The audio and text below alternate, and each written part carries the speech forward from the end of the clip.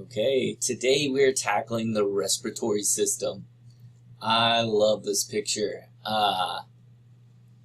Think about, why do we have a respiratory system? What do you need it for? It's to bring oxygen into your body, right?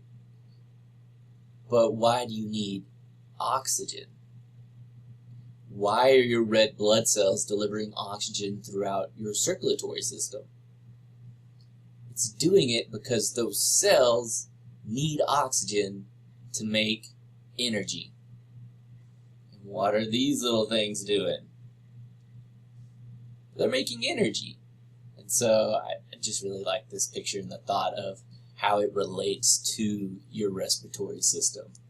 So the functions of your respiratory system is to get oxygen to your blood, right? But it also does other things. So like that would be gas exchange. It's also important in communication. So you are using your respiratory system whenever you are talking. You are breathing out and making sounds, right? It's important in olfaction. Your nose, that olfactory epithelium up there for smelling. It's important in the acid-base balance, so it's more physiology about how when carbon dioxide is in your blood, it can be converted to carbonic acid, and it can acidify your blood. So if you want to acidify your blood, you'll hold your breath. And if you want to make your blood more basic, you hyperventilate, right? It's also important in blood pressure regulation. Your lungs make this molecule called angiotensin II, which can cause vasoconstriction. It's important in your blood and lymphatic flow. Your lungs act like a big pump, and it moves the stuff inside your chest cavity, inside your body, by moving up and down and pulling stuff back to the heart, especially when we're talking about the venous supply, but also in the lymphatic supply, moving stuff back into your heart. Of course, blood filtration. Your lungs actually dissolve small clots that are found in the capillaries as they go. As that blood is circulating, you have small clots that circulate with it, and in the capillaries of the lungs, those actually get dissolved down, which is really cool. And then, of course, expulsion of the abdominal contents. If you need to fart or poop and it's not working, you take a deep breath and then push with your lungs on those abdominal cavities to get it out. Or if you're having a baby, right, you have to do the breathing and then the push. So our respiratory system, we're going to break it down into two parts. You're going to have the conducting zone and the respiratory zone. In the conducting zone, this is going to be the zone that is conducting, right? So it's just going to be getting that air to the respiratory zone or away from the respiratory zone. The respiratory zone are going to be these alveoli and the respiratory bronchioles that they're found on. And that's it.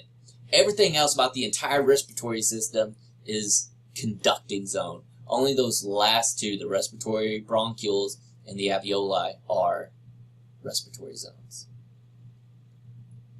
So we can also break it down into upper and lower respiratory tracts. So the upper respiratory tract is going to be everything that goes from your nose to the trachea. Okay? So let's start with the nose. Why do you have your nose? Because you look funny without one. But really, it's to warm, cleanse, and humidify the air as you breathe in.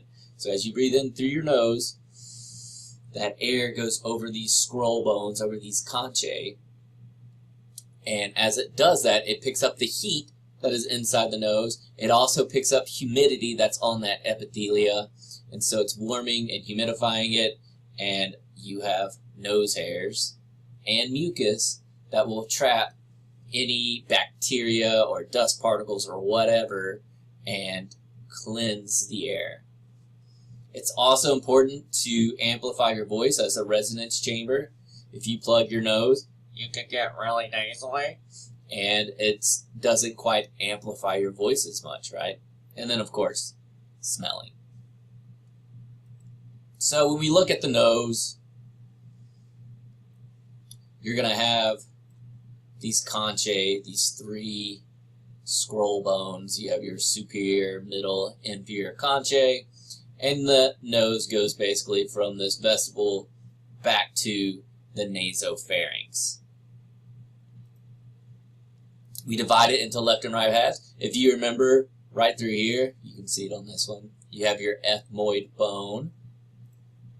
So you'd have that perpendicular plate of the ethmoid right here, and then also part of the vomer right here, forming that nasal septum separating the right and left halves. It starts again at this vestibule, so you have your nares, the hole, and then it goes up into this chamber called the vestibule. And then we have our olfactory epithelium up here, where you have chemoreceptors that pick up molecules. If you remember when we talked about digestion, we have chemoreceptors on our tongue for taste. Those molecules have to be dissolved in a liquid for chemoreception, and so for taste it was our spit. Also chemoreception, so what are these molecules being dissolved in? Snot. So it's mucus. Your mucus is important for smelling. You normally just think of like your snot stopping you from smelling, right? If you have a stuffed up nose or something, you're like, oh, I can't smell now. It's actually really important for smelling too, which is fun. Okay. So you have your olfactory epithelium up here, but a lot of this stuff is going to be just this respiratory membrane, and that's all made out of these pseudo-stratified, ciliated columnar cells. You'll also have your goblet cells in there to make the mucus. Then down here, you're going to have your lamina propria, part of this basement membrane, and that's also going to have mucus glands.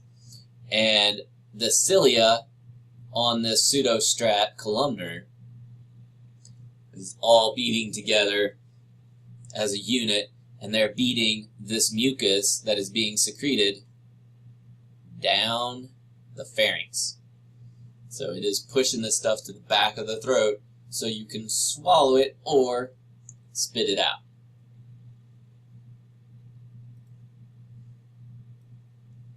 Another thing that's really cool is that inferior concha, the lamina propria on that has erectile tissue.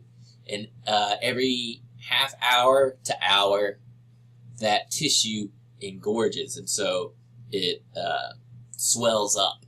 It's erectile tissue. And so as one side swells up, that opens up the other side, and so more air will flow in this side and start drying out that tissue. When that tissue starts to get dry, that side will swell up, and this one is now nice and moist and regained its moisture, and it'll do it. And then this one will do it. And it just switches back and forth as basically needed as one gets dry and the other gets wet, and then they'll switch which one's engorged and which one's not. One thing that we see is if you have one side that is clogged for several days, so if just like your left one is clogged forever and it's not getting unclogged, that pseudo-stratified that is on the right side will start changing into stratified squamous. So as you lose that moisture, those cells are going to try to protect the moisture that is underneath by becoming stratified squamous, which is really cool. Your epithelial tissue is changing from one type to another type. That's awesome.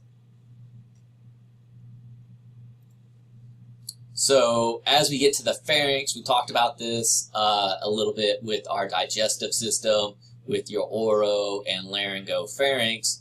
You also have your nasopharynx here, which has a hole, a tube that connects to the middle ear, called your eustachian tube, or pharyngotympanic tube, because it goes from the pharynx to your tympanum, to your eardrum. And what it does is it helps to equalize the pressure on either side of that tympanic membrane of your eardrum. And so if you're going up in an airplane and that pressure changes outside, the pressure is getting less, but the pressure in your head is staying the same. And so your eardrum is wanting to push out against that, and it hurts. And so you have to pop your ears. How do you pop your ears? Maybe you chew gum. You can also plug your nose and then like blow, and that can cause them to equalize, because normally this tube is closed unless you try to equalize that pressure. I know scuba divers, when they start going down deep, they hold their nose and try to blow air out their nose, and that will open up that and equalize the pressure on both sides. So your nasopharynx up here, then you go down to your oropharynx, which has the soft palate and the epiglottis in its region. And then you go down a little bit further, and you have the laryngo, which is going to be found behind the larynx. And so that goes from the epiglottis down here to the esophagus. The larynx is just this big cartilaginous chamber, and its number one goal is to keep you from choking on stuff. So it's going to keep food and drink out of the trachea. Later on, it evolved to make sounds.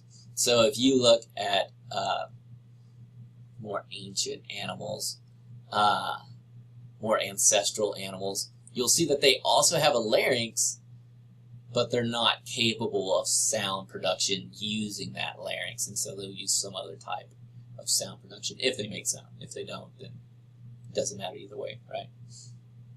So looking at the larynx, there's a lot of different types of cartilages here. One, you have your epiglottis right here with that elastic cartilage. Then right here in the front, everything else is going to be hyaline cartilage, but you have your thyroid cartilage. Here's your laryngeal prominence, or your Adam's apple. You have your criacothyroid ligament, which links this cricoid cartilage to the thyroid cartilage. So here you can see that cricoid cartilage, really big in the back, smaller in the front. Thyroid is really big in the back, or in the front, sorry. And then here you can see our arytenoid cartilage right here that comes up with your corniculate cartilage, and then inside right here. So this is the epiglottis. The opening of your trachea is called the glottis. So epi on top of the glottis. And here you can see that cuneiform cartilage. And then your tracheal cartilage is down there. Cool. Lots of cartilage with the larynx. So the glottis, of course, is guarded by the epiglottis. So at rest, when you're just breathing, normal, whatever, it is open. But whenever you swallow, that tongue pushes down on the epiglottis, and as you swallow, so practice swallowing, you will feel this cartilage raise up. And so the larynx pushes up as the epiglottis pushes down, and so food and drink does not go into the trachea. Instead, it goes down the esophagus. Again, you can see this laryngeal prominence, or aka the Adam's apple for men. Testosterone causes this part of the neck to get larger, so it is sexually dimorphic. And people who are trans, who go from male to female, they can actually shave this off, and so that laryngeal prominence is less prominent. It's pretty cool. So inside your larynx, you have your vocal folds. You have a false vocal cord and a true vocal cord. So if we look, here's our epiglottis, here's your hyoid, comes down. Here are the false vocal cords. Here's the ventricle of the larynx. And then here are your true vocal cords with your vocal muscles. So here's your vocalis muscle. And it's this muscle that tenses or relaxes that changes the pitch in your voice. Okay. So as we move down to the trachea, This is the last part on the upper respiratory system. Below this, it's all going to be the lower respiratory system, aka your windpipe, supported by rings of hyaline cartilage. So if we look here, you can see these rings of hyaline cartilage, and that's just to help add stability to your trachea. It is lined with pseudostrate ciliated columnar, also goblet cells that produce mucus, and these beat together to move mucus up. So if you remember the ones in the nasopharynx